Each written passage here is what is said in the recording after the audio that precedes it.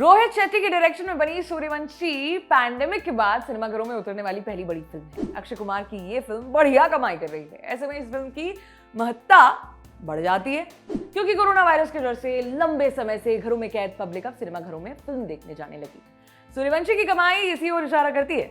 अब ये तो हुई परिस्थितियों की बात, मगर एक सिनेमा के तौर पर सूर्यवंशी हमें क्या देती है, ये बड़ा सवाल है। अगर ब्रीफ में बताएं तो सूर्यवंशी एक पुलिस वाले की कहानी है जो देश पर होने जा रहे एक बड़े आतंकी हमले को रोकता है। हिंदी सिनेमा के तमाम पुलिस वाले पहले भी ऐसा कर चुके हैं और भरपूर चांसेस हैं कि आगे भी करते ही रहेंगे। सूर्यवंशी में क्या नया या अलग है? इसका दो टुक जवाब है कुछ नहीं। सूर्यवंशी में एक अनरियल बैकड्रॉप है जो बड़े कन्वीनियंट तरीके से लीड कैरेक्टर को हीरो बनाने के लिए गढ़ा गया है। एक पुलिस वाला जो असलियत से इतना दूर है जितना लॉजिक से रोहित शेट्टी। ओरिजिनलिटी के नाम पर फिल्म में टिप टिप बरसा पानी और नाजा नाजा ऐसे ऑलरेडी हिट गानों के रीमिक्स हैं। इस फिल्म का सबसे बड़ा सरप्राइज और सेलिंग फैक्टर जिसे कहते हैं ना, वो है अजय देवगन और रणवीर सिंह का गेस्ट अपीयरेंस। मतलब रोहित शेट्टी अपना कॉप यूनिवर्स बना रहे हैं, मगर उनके कॉप्स इस यूनिवर्स के लगते ही नहीं है क्योंकि सिंघम से लेकर सिम्बा और सूर्यवंशी हर वो चीज करते हैं जो एक पुलिस वाले से एक्सपेक्ट नहीं की जाती। पुलिस वाले कैसे होने चाहिए, इन किरदारों ने उस आइडिया को करप्ट कर दिया है। रोहित शेट्टी के मुताबिक कोर्ट कचहरी कोई चीज नहीं होती। उनकी फिल्मों के पुलिस का काम सिर्फ आरोपियों को पकड़ना नहीं, उनके किए की सजा देना भी है। हम आए दिन एक्स्ट्रा जुडिशियल किलिंग्स जैसी चीजें देखते और सुनते रहते हैं। वो कहानियां दिल दहला देने के लिए काफी होती हैं। विसार न्याय से लेकर जय भीम जैसी फिल्में बनी जो इस मसले पर गंभीरता से बात भी करती हैं। रोहित शेट्टी की फिल्में एक्स्ट्रा जुडिशियल किलिंग जैसी चीजों को ग्लोरीफाई करती हैं, उन्हें हीरोइक एक्ट की तरह जनता के सामने पेश करती है। हम रोहित शेट्टी का नाम इसलिए ले रहे हैं क्योंकि उनका ट्रैक रिकॉर्ड इस बात की गवाही देता है, मगर वो इस तरह की चीजों को फैशनेबल तरीके से दिखाने वाले इकलौते फिल्म मेकर नहीं है। हमारी कोशिश थी कि हम रोहित शेट्टी को आईना दिखाने वाले फिल्मी पुलिस वालों के ऊपर एक लिस्टिकल बनाएं। हमने एक लंबी चौड़ी लिस्ट भी तैयार की है। इस लिस्ट में अर्ध सत्य, सरफरोश से लेकर शूल, गंगाजल और मुंशी पैटर्न जैसी फिल्मों के नाम शामिल हैं। फिर हमें ये रियलाइज हुआ कि हमने जिन फिल्मों का चुनाव किया है वो सिर्फ सूर्यवंशी से बेहतर तरीके से पुलिस वालों का चित्रण करती है। वो आइडियल सिचुएशन नहीं है, सब में कुछ ना कुछ खामियां निकली। सबने अलग अलग तरीकों से नियम कानूनों की धज्जियां उड़ा दी। सिनेमा का स्टूडेंट होने के नाते हमारी असली परीक्षा यहां शुरू होती है। उन फिल्मों को ढूंढना जिनमें पुलिस को वैसा दिखाया गया है जैसे उन्हें होना चाहिए। नमस्ते, स्वागत है आपका सिनेमा के स्पेशल मैटनी शो में। मैं हूं सोनाली। आज के इस एपिसोड के सेगमेंट का नाम है स्पॉटलाइट। सवाल है तो पुलिस को कैसा होना चाहिए? सबसे बेसिक बात यह है कि उन्हें किसी आरोपी को उसके क्राइम से हटकर एक इंसान के तौर पर देखना चाहिए, उसे समझने की कोशिश करनी चाहिए क्योंकि कोई भी पैदाइशी क्रिमिनल नहीं होता। समाज और परिस्थितियां उसे ऐसा शेप करती हैं कि वो चीजों को सही पर्सपेक्टिव से नहीं देख पाता। जैसे फिल्मों में दिखाया जाता है कि पुलिस किसी क्रिमिनल के साथ मारपीट करती है, अधिकतर मामलों में उन्हें जान से मारकर न्याय करने का ढोंग करती है, मगर ये पुलिस का काम नहीं है। पुलिस का काम किसी आरोपी को पकड़कर कोर्ट के सामने पेश करना है। मामले की तहकीकात का जिम्मा भी उनका होता है, सजा देना कोर्ट का काम होता है। पुलिस से उम्मीद की जाती है कि वो आरोपियों से नफरत न करें, उन्हें संवेदनशीलता के साथ डील करें, उन्हें सुधरने का मौका दे। लास्ट और सबसे जरूरी, पुलिस संविधान के मुताबिक चले। पीएस, मैं कभी पुलिस नहीं रही, ऑफ कोर्स मेरे आसपास कुछ लोग हैं जो पुलिस में हैं, उनसे बात करके जो चीजें समझ आई उन्हें इस आर्टिकल में इनकॉर्पोरेट करने की कोशिश की गई है। सिनेमा के जानकार लोगों की मदद से हमने ऐसी कुछ फिल्में ढूंढी हैं जिनके पुलिस वाले पहले बताए सभी पैमानों पर खरे उतरते हैं। सबसे पहला नाम है आशीर्वाद। यह फिल्म जोगी ठाकुर नाम के एक सिद्धांतवादी शख्स की कहानी है। फिल्म का एक सीक्वेंस है जिसमें जोगी कत्ल के इल्जाम में जेल में बंद है। इस दौरान हमें सिर्फ जोगी ही नहीं, उसके आसपास का माहौल भी दिखाया जाता है। ऐसे एक सीन में अपनी सजा पूरी करके एक चोर जेल से बाहर जा रहा है। वो जेल से निकलने से पहले आखिरी बार जेलर से मिलने जाता है। बातचीत के दौरान चोर बताता है कि अब वो अपने गांव नहीं जाएगा क्योंकि उसके घर परिवार वाले ये सोचेंगे कि वो जेल से आया है। वो पहले कुछ बन जाएगा फिर अपने घर जाएगा। जेलर साहब उससे पूछते हैं कि तुम्हें जेल में क्यों रखा? जवाब आता है जो उनकी सजा देने के लिए। इसके बाद जेलर उस चोर को बताता है कि जेल जाने का असल मतलब क्या होता है। जेलर कहता है हम मुजरिमों को कैद खाने में इसलिए रखते हैं ताकि वो बाहर के तमाम रिश्ते नातों से कट के अपने आप के साथ रहे, अपने आप को देखे, अपनी अच्छाइयों और बुराइयों को खुद पहचाने और परखे।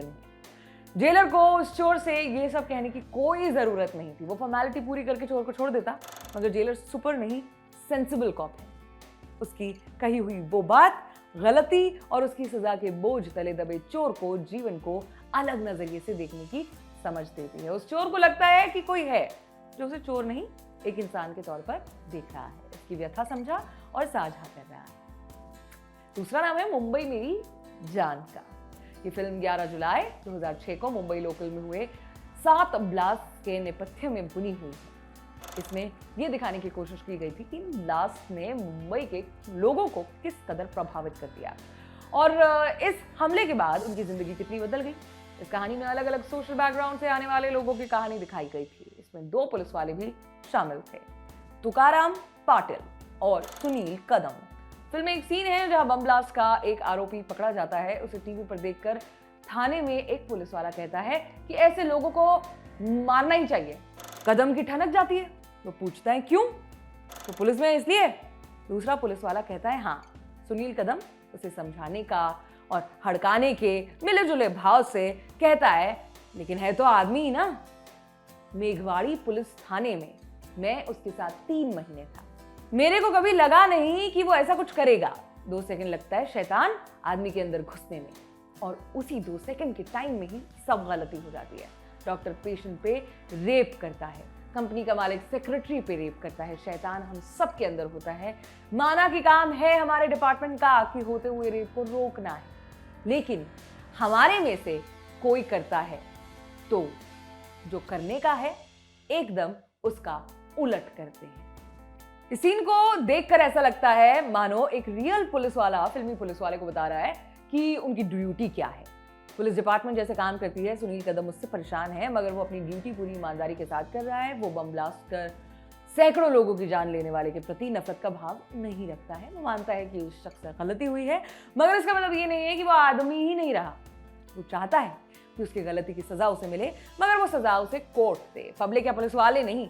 मुंबई मेरी जान में कई ऐसे सीन्स हैं जो पुलिस और उनकी ड्यूटी के बारे में आपको अवेयर करते हैं। जैसे हमने विजय मौर्य के निभाए सुनील कदम वाले किरदार के बारे में बात की। फिल्म में एक और सीन है जिसमें परेश रावल का निभाया तुकाराम पाटिल का किरदार पुलिस से रिटायर हो रहा है। वो आखिरी बार अपनी टीम के साथियों को संबोधित करता है, यानी फेयरवेल स्पीच दे रहा होता है। तुकाराम कहते हैं आपको 36 साल हो गया पुलिस का नौकरी में, आज आप रिटायर होने जा रहे हो। साहब को बोलो टीवी पर आपका इंटरव्यू दिखाए। मैं पूछा क्यों? मैं बोला आजकल तो किसी का भी दिखा देते हैं टीवी पर, मगर मेरे को ऐसा पब्लिसिटी नहीं, सिर्फ ड्यूटी करने का है बस। तो 36 साल पहले की बंबई और आज की मुंबई में फर्क बताता है। बताते बताते तुकाराम भावुक हो जाता है, कहता है अभी मैं और बोलने जाऊंगा तो रो पड़ूंगा और पुलिस का वर्दी पहन के रोने का अलाउड नहीं है, तो मैं टॉयलेट जाकर आता हूँ। उस आदमी को अपनी ड्यूटी के आगे कुछ नहीं दिखता। उसे सिर्फ अपना काम करना है। उसे अपने सामने आसपास की दुनिया को बदलते देखा, कुछ नहीं बदला, तो वो है तुकाराम। काम के प्रति उसका समर्पण और ईमानदारी। अपने सर्विस के आखिरी दिन तक उसे वर्दी की इतनी कद्र है कि वो उसे पहनकर रोना तक नहीं चाहता। क्यों? क्योंकि अलाउड नहीं। तीसरा नाम है तलवार का। 2008 आरुषि हेमराज हत्याकांड पर बेस्ड ये फिल्म उस घटना के एक से ज्यादा वर्जन दिखाती है। उस केस में वाकई क्या हुआ था ये किसी को पता नहीं है। आरुषि तलवार के ऊपर जो किरदार आधारित है उसे फिल्म में श्रुति टंडन नाम से बुलाया जाता है। फिल्म में दिखाई गई एक थियोरी के मुताबिक श्रुति टंडन के किरदार की हत्या का जिम्मेदार घर के नौकर को बताया जाता है। दूसरी थियोरी में उसे ऑनर किलिंग का मामला बताया जाता है, इसी तौर पर पेश किया जाता है, जिसमें बच्ची के माता पिता को उसका किलर मान लिया जाता है। कौन सी थियोरी सही है, कौन सी गलत है, ये फैसला दर्शकों पर छोड़ दिया जाता है। रियल घटना की जांच में पुलिस की लापरवाही को लेकर बड़ी फजीहत हुई थी। यही सीन में आता है वो पुलिस वाला जिसकी हम बात कर रहे हैं। फिल्म में इस मामले की जांच सीबीआई को सौंप दी जाती है। जॉइंट डायरेक्टर अश्विन कुमार काम शुरू करते हैं। अश्विन का रोल किया है इरफान ने। अश्विन कुमार अपना काम चालू करता है, हर चीज को दोबारा से चेक करता है, अपनी शंकाएं मिटाने के लिए शुरुआती जांच करने वाले पुलिस ऑफिसर्स की मदद लेता है। अश्विन देखता है कि इस मामले की इन्वेस्टिगेशन में पुलिस ने भयंकर लापरवाही बरती है। पुलिस देखती है कि लड़की का मसला है, उन्हें कंप्यूटर पर कुछ पोर्नोग्राफिक कंटेंट मिलता है। उसके आधार पर बिल्कुल कन्वेंशनल माइंडसेट के साथ इस केस की जांच में लग जाते हैं। उन्हें लगता है कि लड़की की कुछ ऐसी हरकतें रही होंगी जिससे माँ बाप नाखुश होंगे। इसीलिए उन्होंने अपनी बेटी की हत्या कर दी। ऊपरी प्रेशर और हेडलाइंस के चक्कर में वो इस नतीजे तक पहुंचते हैं कि श्रुति का खून तो उसके पेरेंट्स ने ही किया है। अश्विन कुमार यहाँ सबसे बुनियादी चीज करते हैं, या यूं कहें कि वही करते हैं जो उनसे एक्सपेक्टेड है। उन्हें दिखता है कि पुलिस ने क्राइम सीन कंटैमिनेट कर दिया, कई पहलुओं को नजरअंदाज कर दिया, शुरुआती जांच के आधार पर माता पिता को खुद ही बता दिया, मगर वो इसका कोई ठोस सबूत दे ही नहीं पाए। ऐसे में अश्विन बिना किसी बायस या फिर मॉरल प्रेशर वाले चश्मे से इस केस को देखता है। वो डेडलाइन और सीनियर्स के दबाव में नहीं, सिर्फ इसीलिए इस केस को दोबारा से इन्वेस्टिगेट करते हैं क्योंकि किसी भी बेगुनाह को सजा मिलने से अच्छा है 10 गुनाहगार छूट जाएं। ये सिर्फ अश्विन कुमार का नहीं, भारतीय न्याय व्यवस्था का भी मानना है। इंडियन जुडिशरी ऐसे ही काम करने की कोशिश करती। खैर, ये सारी जानकारी आपके लिए जुटाई हमारे साथी श्वेतांक ने। आज के एपिसोड में इतना ही। शुक्रिया।